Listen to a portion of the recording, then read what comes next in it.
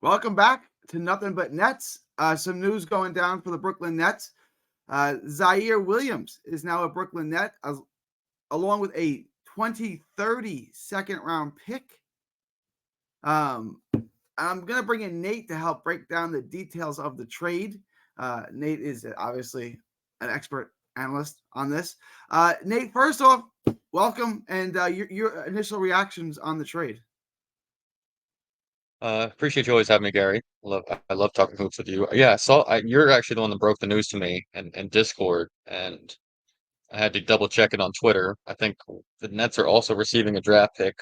We just spoke on Diakite the other day when they acquired him, and I told you, he's a defensive guy. But he's small. He really can't play the center. I told you I don't think he could score in the Drew League. There's probably 10 or 15 leagues in the world that just he can't score 10 points a game, and I don't understand the trade. Diakite's in his fifth or sixth year with his fifth or sixth team for a reason. Um, I don't get it. I think Ziaire Williams has a lot of upside. Diakite is also an unrestricted free agent, so you're going to lose him at the end of this year. And like I said, I thought he was going to be on the Nets G League team. The Nets might be the only roster that Diakite maybe could crack a couple minutes and play during the season, but he would be a guy that probably be up and down, and that you're not looking to extend at all. And Ziaire Williams is the complete opposite of that. He's a guy that's a restricted free agent. That, like you alluded to, Cam Thomas playing and shooting as much as possible. I want the same thing for Ziaire Williams. Like if Ziaire Williams is a three ball away from being a really good NBA player, like a really good rotational piece. He's a 6'8", 6'9" guy who yesterday we talked about the roster, and we talked about how great Nick Claxton is and possibly the best, in terms of switchability. Ziaire Williams might be one of the best perimeter switch guys in terms of at the 4 or 5 position. He's more of a wing. He's not what Claxton is, but for a guy that can play defense and a guy that he hasn't shown to be an elite 3-point shooter, but lots of guys haven't shown to be an elite 3-point shooter in their first 3 or 4 years in the league. And this is a guy who's a top 10 pick. So year 2, year 3, he's looking to score. But if he finds his role, uh, and he's a restricted free agent, like I said, play him as much as possible. He's a guy that would fit perfectly into what the Nets are trying to build, which is what they were trying to build in that D'Angelo Russell, Kenny Atkinson era. So I love it for the Nets, and I don't understand it for the Grizzlies. And they also get a second round pick, and well, he's still on his rookie deal. It's only a $6 million cap hit, so it's not really even a salary dump for Memphis. I don't really. Is there something we're not seeing? I mean, Dietke, would you describe it more as a 4 or a 5? And is there some upside, some untapped upside that we just haven't seen yet? He's definitely a 4. I don't think he's a 5 if Julius Randle is the other 5, not if actual fives Right. are out there. Um, but yeah, maybe I guess Memphis is a team where it's hard to get shots. He's competing with guys to get shots, and as a top 10 pick, like we saw it with guys on our football team on the Jets. Like sometimes you just need a new place and to find that role. And this is a place where he's going to get a ton of minutes. There, I'm sure he was battling for minutes, um, and it should be much easier for him to find a role and find shots here. I'm excited to see what he can do. And if he could turn into a versatile like defensive piece, like I said, he's a corner three ball away from being a getting big time money. Like that's the type of player he has potential to be. He's top 10 pick. Obviously, he's very athletic. He can create his own shot in the mid range. He can get to the hoop. He can finish out the hoop. He can get the end ones. You're right. The only thing he hasn't been able to do consistently, or really at all, and I think his 3-point shooting has actually gotten worse pretty much every year, is he can't shoot the three ball. And that's vital for someone, a wing in today's game. Realistically, that's if he can hit it at a decent clip, a margin, a respectable clip, he can become a role player. He can have a legitimate role carved out on this team or many other teams. Realistically, do you think this is a guy that signed? Is it wait and see to see how he performs this year, or what do you think his future is with Brooklyn?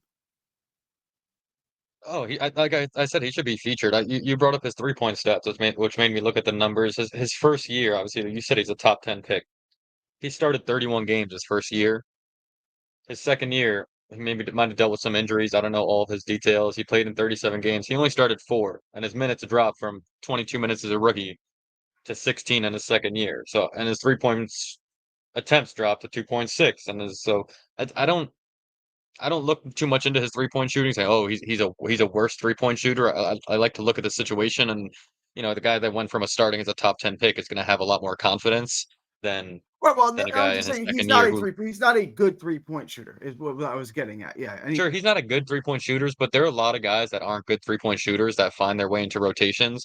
And he's a guy, like, I just use the word confidence, and we all need that in sports, right? A guy like that, if he's playing at a high confidence and can perform well at a defensive level, he's going to knock down more shots. He's going to get on loose balls. He's going to be able to finish better at the rim. Like, he could just really become that high energy player. And again, he could put the ball on the floor one or two times. He's not a Diakite sure, who just yeah. is like a traffic cone almost on both ends. Um, so I like the trade, and he should be him and Cam Thomas should be out there all the time. He's a young guy, and he's a restricted free agent. If he likes the personnel here and he's enjoying his time in Brooklyn and he finds this blossoming role that he has seen for 3 years in the NBA is really hard to find, even if he's a talented player. And they could get a team friendly deal. And they got a draft pick out of it. Like, I thought Diakite was a throw-in, but yeah, this is a great trade by Sean Marks. I'm confused now by Diatike because he's been in the league for a while. He's never done anything.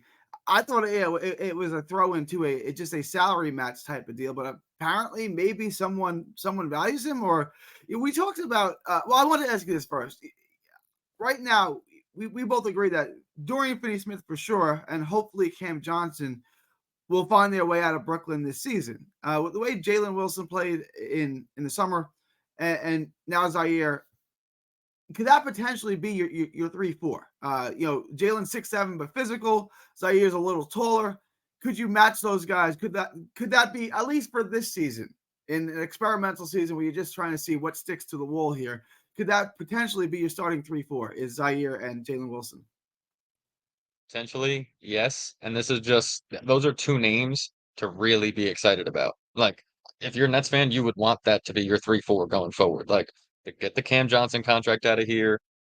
Like I just alluded to, this guy's on a restricted deal. If he blossoms into a role here, it's going to be easy to re-sign him to a contract and assure him and guarantee him of a big time role on a team. And we talked about Jalen Wilson yesterday. He's doing his thing in the G League, and he can shoot. He can play. He's, in my opinion, already better than Cam Johnson. It's a Cam Johnson has the benefit of playing on an NBA Finals team. That's why he got that contract. But um, this should excite you for Nets fans, and yeah, I would if I'm a kid and I'm a Nets fan, I'm getting on 2K, and it's Jalen Williams and it's Zaire, or I'm sorry, it's Jalen Wilson and Ziaire Williams as my 3-4 with Claxton at the 5. Like, that's ultimate versatility that you want, and athletic guys. Like, you told me yesterday that athleticism matters in basketball.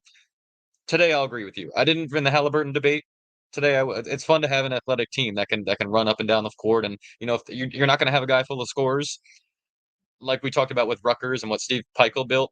If you're not getting the top recruits and you're not getting the top NBA stars, you better be able to defend. You better be able to rebound. You better be able to switch on multiple guys. And so the Nets are doing it the right way, and I like what Sean Marks is doing. It's giving me um again, like the D'Lo era, and that I'm having flashbacks to back then of the same team they're trying to build. Defensively, the Nets guard play, it's assuming it's Schroeder and Cam Thomas it's terrible, right? So I mean, this is going to help on switch defenses, on pick and roll. It's going to help protect the rim. It's going to help cutting down on the easy lay-ins. So it's a fit for the Nets here. My only question is, and again, I know this. We're not asking for anything perfect, and especially with this season. But with Jalen, Ziaire, and Nick Claxton, it's obviously athletic and it can switch, but is it physical enough? Is it a Are physical they enough bunch physical for you? enough? Those three guys? Yeah. No, not if you're just playing those three, but that's where a guy like Day'Ron Sharp comes in, who Yeah. weighs 265, and like, he's a big body, and they can find physicality, but the league is moving away from a physical league. Yeah, this wouldn't be a good team in the 90s, but 20 to 25 teams in the NBA they're going to match up just fine with, and there's not too many guys that are going to be banging bodies with them. I was just looking at Diakite's stats as I was talking about leagues he couldn't score in. The G League is one of those leagues where you look at a guy who goes on the G League, all of a sudden he's, Deuce McBride's having 35-point games, and it just seems to be very easy to score down there. Diakite last year was an 11 points and 6.8 rebounds a guy down in the G League. after being undrafted out of Virginia. So yeah, I don't understand it. It's I mean, there's no other way to view this as a win for the Nets. We talked about Ziaire Williams, possibly he asks for a trade. If you're giving in to demands made by marginal role players, you really got something else coming for you. I thought I was like surprised that someone at the level of Bridges could demand a trade to where he wants to go and get it. Yeah. If Ziaire Williams is asking out, you got a problem, don't you? I mean, you have a problem, but it could also be this, like, maybe he was a good teammate, maybe he's a good guy in the organization, and they're a guy that what's their coach, Taylor something, I'm forgetting the name of his head coach. Maybe they just don't have a spot for him in the rotation this year. You know what I'm saying? And with Ja coming back and who they drafted, and they just realized that we really don't have a spot or minutes for this guy, and he's a top 10 pick, and we kind of do right by him by getting him out of here rather than having him sit the bench, because obviously he's good enough to play in NBA rotations. He's proved it the 3 years in the NBA. But if Memphis is trying to make a playoff push, and their coach and their teams talked about it and said, yeah, there's not really a spot for him in the rotation, and we're trying to get our draft picks in or the new guys they signed, then maybe it's just doing right by him and not having him. If he doesn't play this year, it's going to be tough for him to get a decent contract. He's going to have to play for a very low contract the next year versus if they trade him to a team like the Nets and really do great by him. And this is a team where he could start on at times, the Nets, and he could really make some money this year. And so I don't know if it's a trade demand. I don't know if it's. I like to think maybe it was mutually exclusive between the two parties that we're not going to play you this year, but we are going to explore a trade. And there just wasn't a lot of interest because if you can only get Diakite and you got to give up a second round pick, yeah, it's a rough look. Yeah, why would they part with the? I mean, again, it's not a salary dump. He's only making 6 million. 6 million for a marginal role player is still a good salary, right? So it's not. Dude, You I can't wanted to really. look up I wanted to look up if someone in their front office went to the University of Virginia. I don't know if you remember in the Final Four, I think it was against Purdue. Diakite ended up with the ball at the last second and tied up the game. And that was the year Virginia, I think, ended up going to the championship. And that shot like will live in infamy in Virginia basketball history. I don't understand. That'll be his biggest moment in his career. I guarantee it. He's really not going to do anything else, but yeah, I wanted to look up people in his front office before he went on and say maybe someone just who would covet Diakite. I'd rather have Shake Milton. I don't get it. I'd rather have an NBA guy. I'd rather have. I don't get it if I'm the Grizzlies. That was kind of my last question. Does he have any noticeable? You looking over the Grizzlies roster? Does he have a niche? Does he have a role, or is he going to basically be a G League player who's going to have very minimal, if any, contributions to this Grizzlies team? Because it's a Grizzlies team. You would think with Ja coming back is expected to compete to some degree. You expect him to be in the playoff picture. Does he have any role? Does he have any function that you can see? I mean, they're trying to go for the playoffs. I don't understand it. He can't be Jaren Jackson's backup. I was thinking before we went on, like, is they're just gonna put him out there with Ja, knowing that Ja's gonna shoot like 80% of the possessions and have him just roll to the rim but he's not. He can't even play center. He's 6'9", 220. So he's gonna be your four man that can do nothing but hand off the ball and is probably not even good at that. I don't I see absolutely no role on the team for him next year. It's hard to imagine one. Last question before I let you go. Tyrese Halliburton or John Morant? Who's the better point guard? Who would you rather have?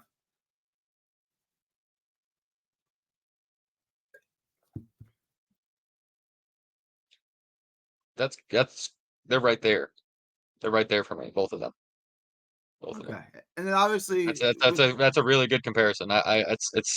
It's hard for me to choose to be honest. They both like on any given night, and in a 7 game series, I could yeah both are really good. and obviously you would take Brunson then over John Morant.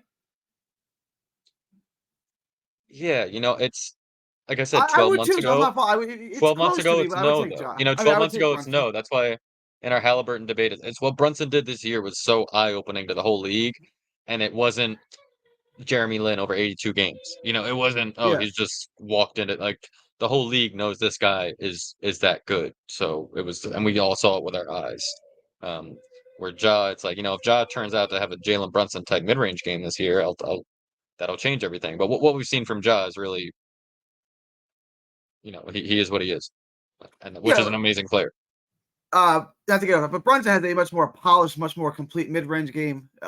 He's a much better skilled player than Ja, who's just physically. And I'm not saying Ja's unskilled; he's not. But I'm saying he's not finely polished like Brunson is. Ja is a physical wonder. He's more And Derrick Ja's one Rose of those or guys.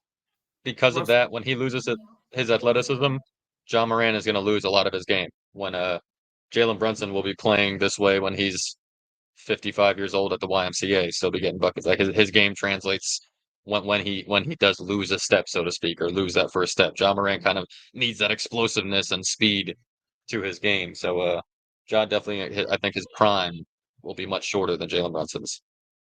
100%. I appreciate your time, Nate. And this can't be viewed as anything other than a win for the Brooklyn Nets, correct? 100%, 100%. If I was wrong on Diakite and he turns out to be, But yeah, okay. What's the I don't know. upside? I What's don't know the how to compare him ultimate to. upside on him? Like best, most I optimistic have no NBA one. comp. Um, like you said, Dennis Rodman can't play, but he's like if Dennis Rodman was bad at rebounding and not as physical on defense at all, and then he's not playable at all. He's not. He's 27 years old. He's 27 years old. He's not getting any better at offense. He's not. Yeah. I got nothing for you. I got nothing for you. You know what? To me, it's like sometimes players in college or coaches will recruit a certain guy for like because he brings a good defensive mentality and practices, and he practices really hard, and he wants that to translate to the rest of the roster. Like I'm making shit up the top of my head because I don't understand it. Maybe the G League coach wanted him to teach the guys how to rotate like Virginia did. I got nothing. All right. It's exciting news for Nets fan. I appreciate your time, Nate. Thank you. It is. We should look forward to it. Take care, Gary. Always a pleasure.